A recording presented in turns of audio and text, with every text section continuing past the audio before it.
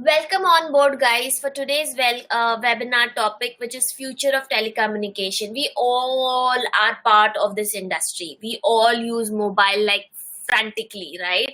1 minute and a phone is not in a visible,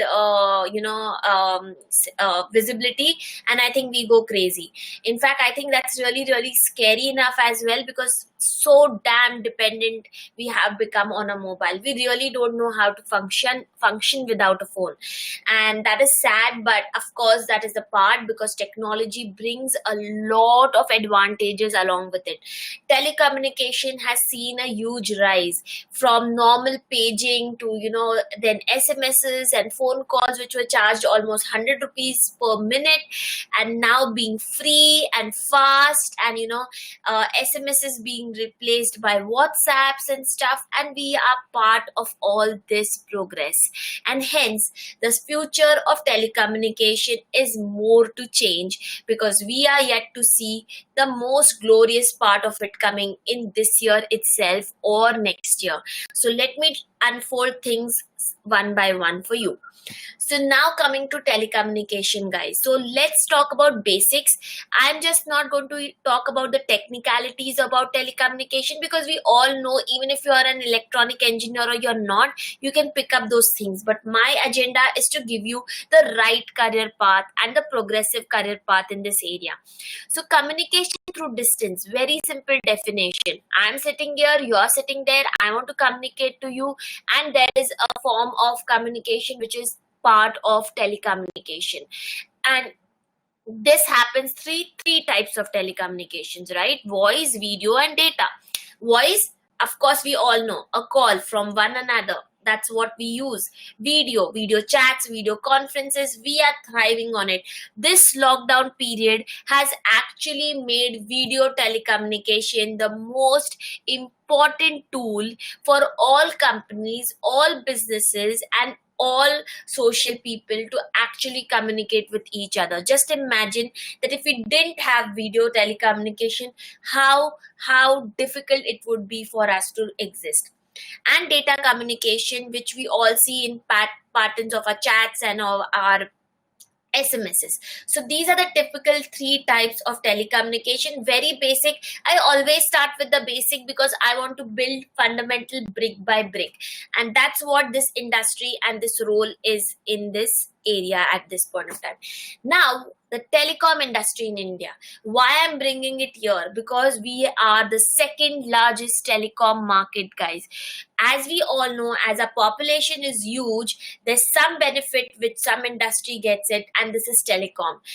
The amount of population we have, the consumer base is almost 1.4 billion, and that is why this industry is the most thriving industry in India.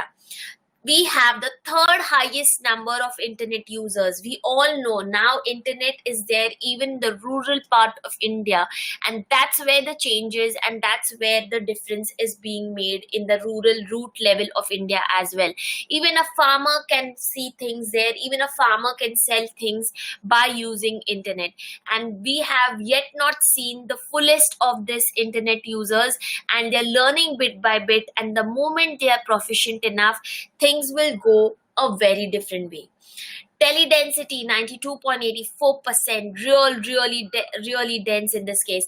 The revenue in this industry is all around 40 billion, guys, which is 2017-18. But just imagine 40 billion is the revenue from this industry, which is really one of the most powerful industry in India.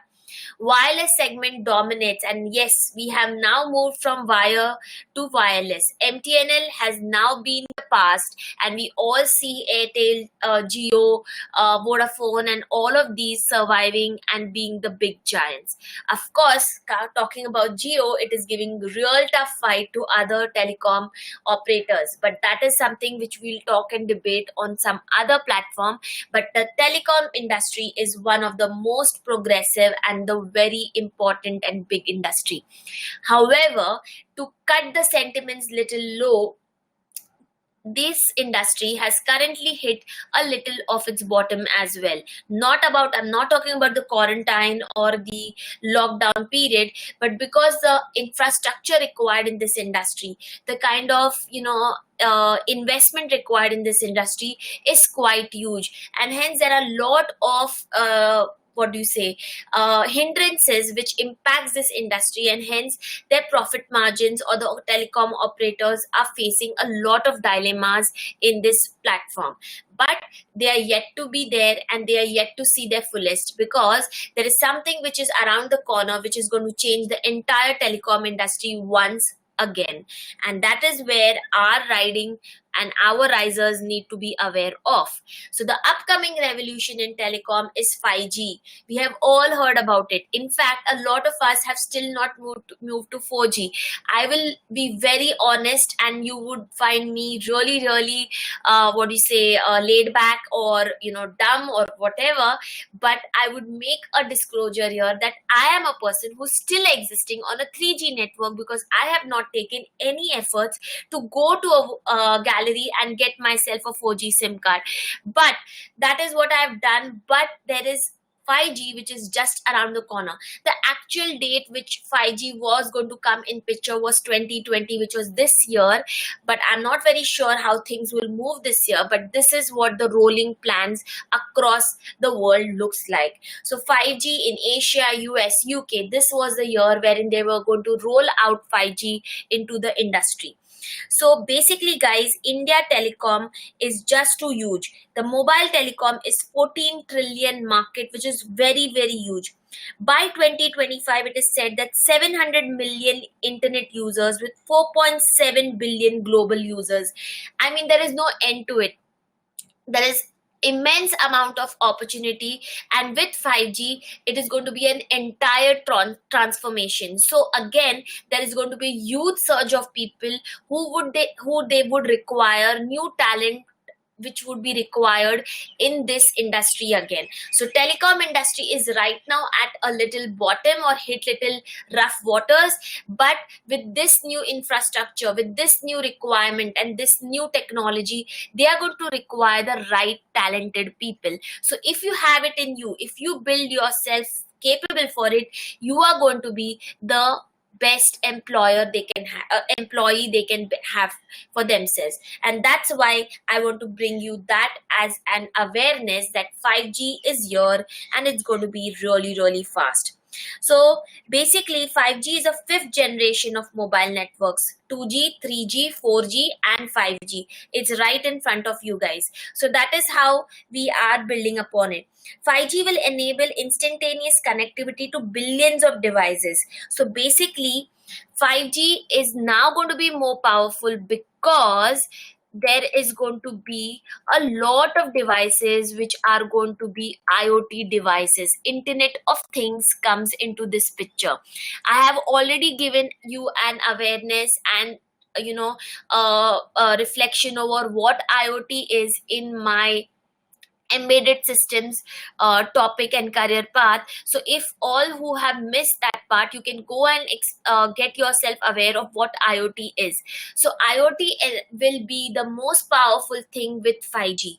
I will come to it in my next few slides, but as you see in the picture and the slide, all IoT devices like smart homes, virtual reality, smartphones, smart cars, healthcare, they all will become powerful, because there would be 5G connecting the community. As 5G is going to be the most fastest and the most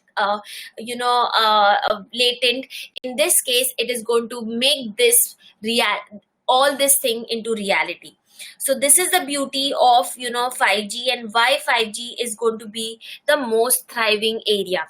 So the future of telecom engineering, as I mentioned, is with 5G and IoT ahead. So all engineering students, or all bachelors out there from any area, IoT is the area for you to bring it on. You need to study IoT to thrive in maybe electronic computers or wherever. Hence, that is one of the very important area for you to learn and grow into. The discipline will help expand both lower power wide area networks and networks that produce data speeds never before seen. So telecom engineers will have the important task of ensuring the telecommunication systems from small components to entire networks are running as effectively and efficiently as possible. So there would be no more number of devices, and with 5G as a power, they would be all needed to be connected efficiently with the network. And that's why engineers and people in this area are going to come in picture with a lot of good opportunities and lot of complicated things to solve. So this is the future, guys. Now, how does 5G work? Just to give you a little reference about it, of course this could be a food for thought for you as well, where you can go and read a lot about this, because this is where we are entering. So basically, 5G is not very similar to 4G, but currently they are going to use 4G networks in this case. I'm going to bring to you a very simple analogy about how 4G and 5G are different. But before that, there are going to be the initial infrastructure. What they're going to use is going to be from 4G itself. Then 5G is going to use a lot of technologies like network slicing and stuff that way for them to enable their architecture. So 5G network architecture would not come in picture immediately in a year or two. It might take good 3 to 5 years for this network to become and be or see its fullest. It is said that this 5G is going to be there almost till 2035. So as we are on the onset of this technology, and this technology per se is being said that it would be utilized till almost 2030, which is 35, which is 15 years from now. Guys, don't you think this is an opportunity for you to be there from the inception? And that is why I have brought this topic out here. So 5G is very important. 5G will enable instantaneous connectivity to billions of devices, the IoT, and a truly connected world. 5G will provide the speed and data to enable new generation of applications. So as we had spoken during embedded system IoT, that just imagine a house wherein you have everything working on, your commands. They are intelligent machines. Like there could be curtains which are placed down after 5 o'clock because it's been sunset now. There could be, sensors wherein they sense the temperature, and the AC starts up with the right temperature which you need. And these are all the things which are happening due to of IoT and machine learning and all of the other aspects. So all this will become a network itself with a huge billion of devices being connected to each other wherever you are, because of the speed and the connectivity which 5G platform is going to give to them. So this is the beauty of how things are connected to one another. So if I am aware, if I'm at least being aware of the logic behind it, I have a good sense of this area. So just have a grip on what is happening around. Just to give you an example, what does 4G and 5G, what is the difference? So 4G normally provides you a 200 to 300 Mbps speed. We all fight for speed, guys, right? Even if little here and there, we are really worried about it. Just imagine now, 5G is going to offer 1 to 10 Gbps of speed, guys. So how long, just to give you an analogy, how long will it take to download a 2-hour long 3D movie? With 4G today, it takes 6 minutes, provided everything works fine. 5G is going to take only 3.6 seconds. Just think at what rate the downloading is going to happen. Now, I hope this makes you aware that with this comes immense power. With this comes that the lot of tasks which we were been doing is going to happen within seconds. And that is why it is going to improvise and bring in a lot of avenues and opportunities. So what you could do while waiting for these 6 minutes, you could run on a quick mile, catch up on Facebook. So while you're downloading, we normally do this. But while you are on 5G, even before you ask, is it downloaded? The answer would be yes. And that is the beauty of 5G and the power of 5G. So I hope with this analogy and example, you understand why I'm saying 5G is going to be the next career boom that you would see. So a technical avenue over here, that how does 5G deliver continuous connection, greater capacity and faster speed and response times. So basically 5G networks are designed to work in conjunction with 4G networks initially, as I mentioned, because they cannot roll it out directly in this, because it's a huge investment, using range of macro cells, small cells and dedicated in-building systems. So basically, small cells are mini base stations designed for very localized coverage, typically from 10 meters to a few hundred meters, providing infill for a large macro network. Small cells are essential for the 5G network, as the wave frequencies have a very short connection range.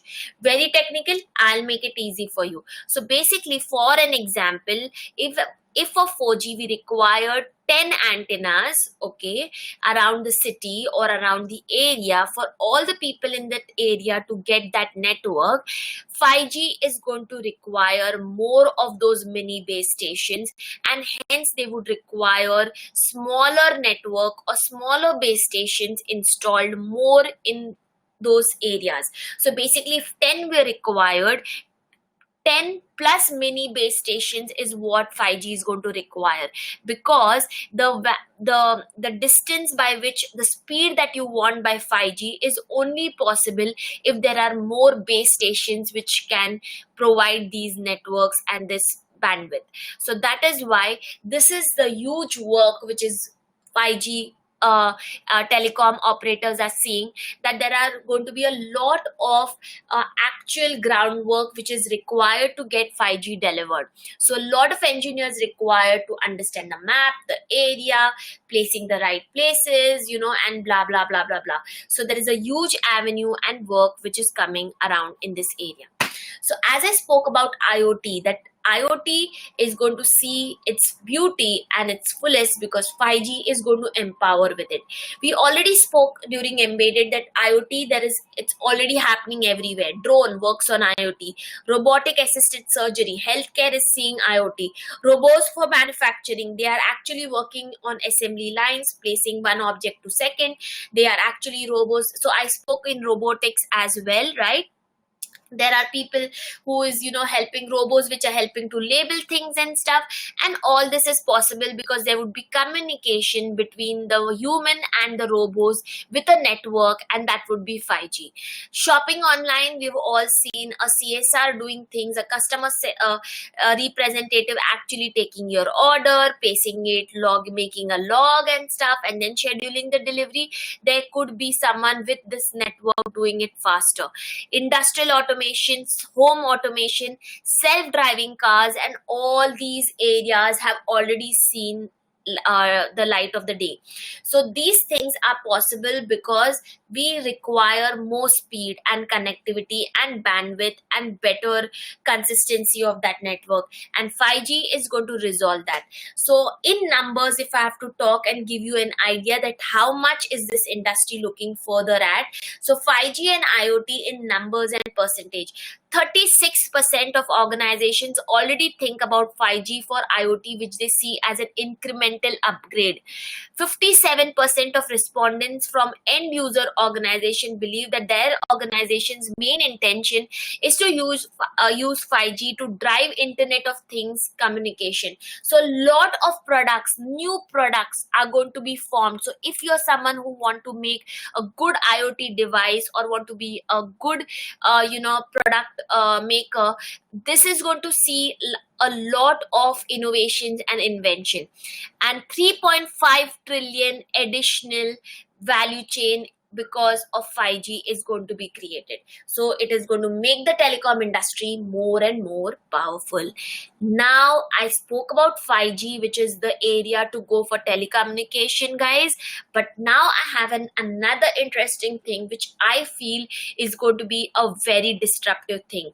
Blockchain technology.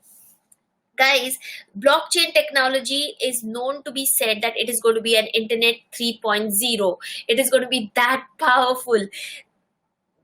basically blockchain is nothing but a decentralized distributed database. Bitcoins, haven't we heard about it, guys? It made a huge news. Yes, it made a huge news. A lot of people went for it. However, a lot of countries have blocked it right now. Why? Because there is no way that they can control this, or there is no authority, there's no governance over it. But the beauty is the technology behind it is now being seen as a very, very important tool. Why? I will get to you. So a Bitcoin is based on distributed ledger, or rather a specific kind of distributed ledger, a blockchain. Okay, so Bitcoin's ledger was the first blockchain. So Bitcoin was the first example of blockchain technology. But the technology has begun to spread across the global economy. The reason, blockchains let you keep thousands of strangers honest and consistent. This is the ideal behind blockchain technology. How and how is it possible? Let me get you there. So this is an example of how blockchain works. So suppose I am Anand and I want to pass money to Aniket. Okay. So the first point. The second point, the transaction is represented online as a block. So this transaction is basically being represented as a block. The third stage, the block is broadcasted to every network party in the network. So whoever is there, basically that copy of that transaction or block is being sent to all the devices in that node. So first, this message is broadcasted in form of digital message. Digital message, which you see the second point, is a block which is also a digital signature. It is crypto. There is cryptography behind it, and hence cryptography is also seeing a lot of awareness and interest among engineers to learn in that case. So this is a digital signature. It goes to all the devices in the nodes. Okay, now this is broadcasted to the network. It propagates peer to peer. Now the fourth thing, each node gets the transaction in network and then verified. So as you see, those in the network approve the transaction is valid. Only valid transactions will then form a blockchain which provides a transparent record of transaction, and then the money is transferred from Anand to Aniket's wallet. This is how the money goes in. Now guys, just imagine this happening without anybody or a third party being in it. Today when you want to transfer money to A to B, you have a third party sitting in between, that is a bank or online gateway, payment gateway and stuff. But here the money is actually getting transferred from A to B, and that is the very reason why blockchain has been blocked with lot of people and areas, because they started their own currency, bitcoins, which is an cryptocurrency, and there was no governance. There could be a possibility that the money can be siphoned from one place to another without any authority having track over it. And that is why there has been a lot of work being done to make this a reality. So the usage of blockchain in the start might look little frisky, but right now, to give you a real-time example of blockchain, is Google Docs. So today I want my 10 team members to utilize Google Docs. I am putting all the important data. At the same time, all 10 people can utilize the same copy and they can work on it. And actually at one point of time, there is only one Google Doc. So it is where it is there between everybody. It is not like the outdated version was I edit a document, I send to my members, team members. But currently it could be one copy edited by 10 people, and then I still have that transaction valid, or I have that block of Google Doc in a same way. So this is what blockchain technology works, and that is how Bitcoin has not seen or has been stopped, but the other areas have been identified because of this starting and this going very viral. So blockchain is to be said that it is going to be one of the most important technology the company wants from their employees. So Google, Facebook, in fact Facebook has started to use this as a very important research component, because they have data, they have users already, and if they happen to click a good area, they can actually have blockchain working and money could be going in and out using these gateways. So this is a huge prospect, this is how things are working, and that's exactly what my interest is, to let you know where things are happening or where progression is happening, because riding there is going to be the point. That is what awareness means. Now few use case of blockchain, already blockchain is being used everywhere, but as the session today is about telecommunication, it is used for a lot of areas. So IoT, that is what we spoke about. Roaming, so guys, let me take a simple example. Currently what used to happen earlier, that for roaming you need to have central servers everywhere to identify your number in case if you went from your normal server to some other area or some other network. But currently, because of blockchain technology, it can be validated easily due to this blocks of information which can transfer with it, and actually roaming doesn't require any setup or central server. So it removes a third party in between, and hence it becomes very cost effective. This is why roaming blockchain technology in telecom is a huge work in progress. Smart cities, fraud prevention, mobile wallets, all this is going to come in picture, and which is already seeing the light of the day because of 5G, blockchain, and IoT. So the future in telecom industry is with three pillars: blockchain, 5G, and IoT. This is where telecommunication industry is moving, and that's where the progression is. So blockchain in nutshell, the use of mathematics to create a secure ledger. This enables transaction without the need for third parties. Guys, the third party is being almost been given a exit, and things are happening between A to B. So if there is no third party, there is lesser work, there is lesser transaction, and there is faster results. So access to shared single source of truth. This is where blockchain is coming in picture and is really in the most need of it. Now what do you require to be a blockchain developer?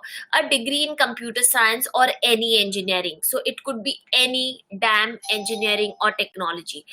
Understanding of ledgers, consensus, methods, and blockchains. I spoke of very simple blockchain. The moment you go online and you check about, there are different kinds of blockchains which are available, which can get more complicated, and hence it requires your understanding and efforts and real-time practice.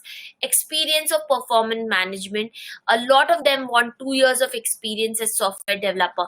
The programming languages which I use, which I already spoke during coding, which was my first session in my webinar series: Go, C, C++, Java, Python. These are the languages which are used for blockchain developers, and a willingness to learn. If you have that, that is what the foundation is, and that's what I've been telling in each of my webinars since almost 9 days now, that PBM and profile building is what is required. So blockchain is a very interesting and a very complicated, so it is only for people who can put efforts. So resources to study: Circuit Digest, Coursera, University, Udemy, Lynda, a lot of online resources which have blockchain and IoT as programs for you to study.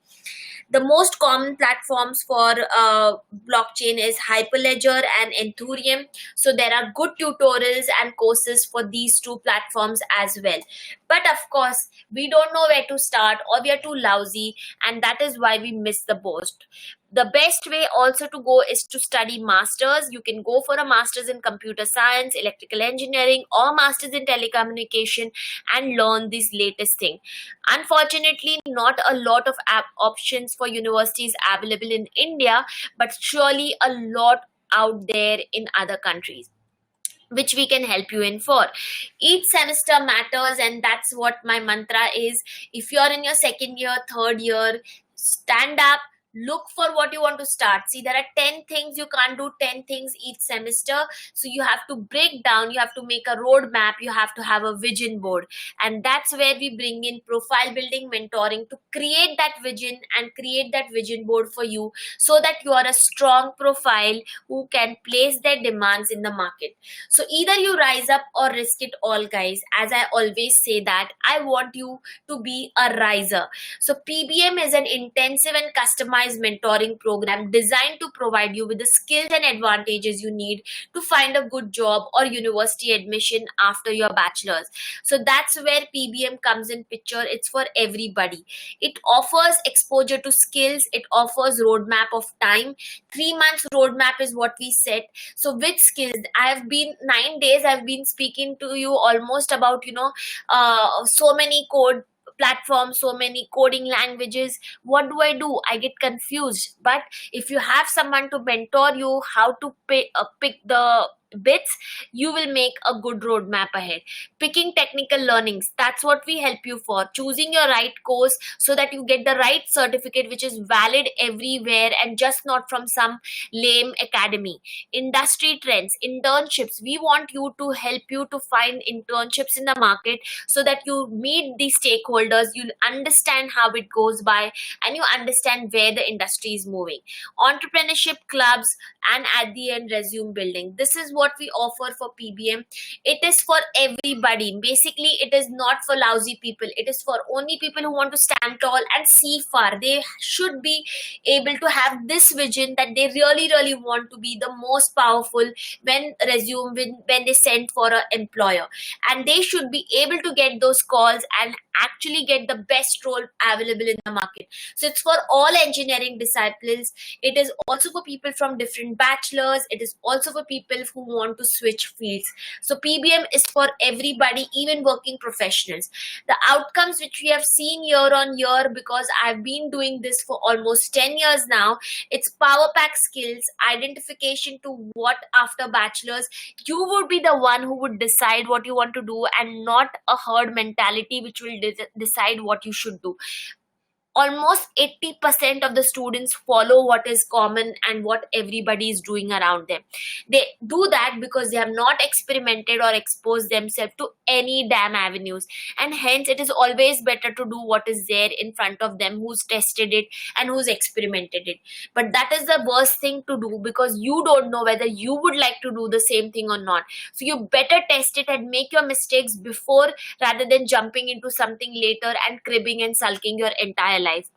Job relevant, admission proof, and you make your best character and your best confidence, because that's what will let you to the best position. All this good avenues offered at a very, very good price. Normally we charge 10,000, but all the webinar holders and attendees are being offered at 7,000, and that's a good deal which I feel, and I hope you come to us and we have you on board as soon as possible. How does PBM work? It is basically a primary profile counseling. We start with a 1 hour session with you. I will be taking that with my senior counselors, and we would discuss your current profile, your vision, your likings, your dislikings, and your current position. After which we come out with a roadmap which will list a skills of certification, internships, activities to capitalize your skills. So we will give you a roadmap for next 3 months. After that, the next step is to again meet after three months to process this, to analyze it, and build and make a power packed resume. It is going to happen for your entire bachelor's or till your goal is attended in this case. So it is for a very dirt cheap price, guys. The general FAQs which a lot of students have, that courses are available online. Why do I join you for mentoring? Exactly. So many courses. Just Google blockchain technology. You'll get thousands of options, but you would not realize that what they're offering and whether it is worth it or not. Kuch expertise is required. So when you're ready to for your path, and we are not looking out for one course, we're looking out for an entire journey which will help you to get your best course, and the price is for the entire course.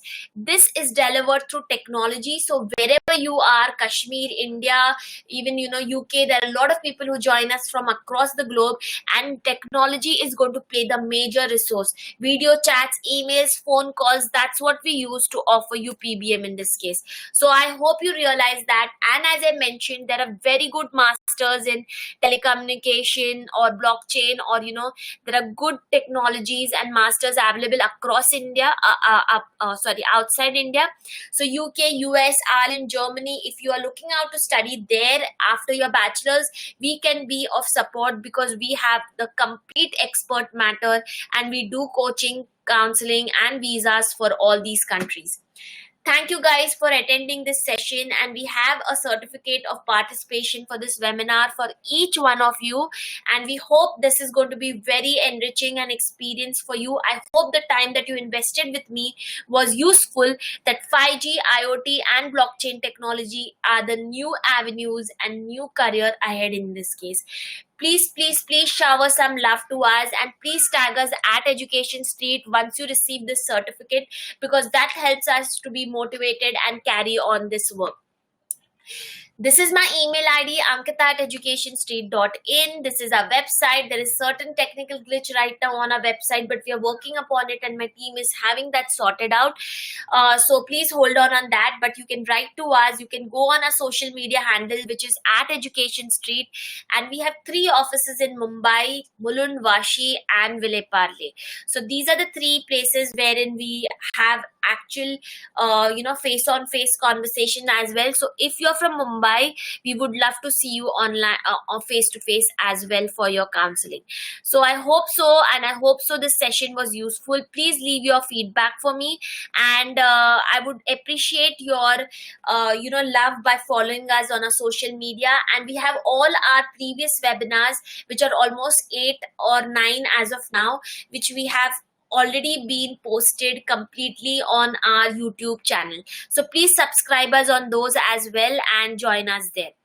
Now I would open the session for questions.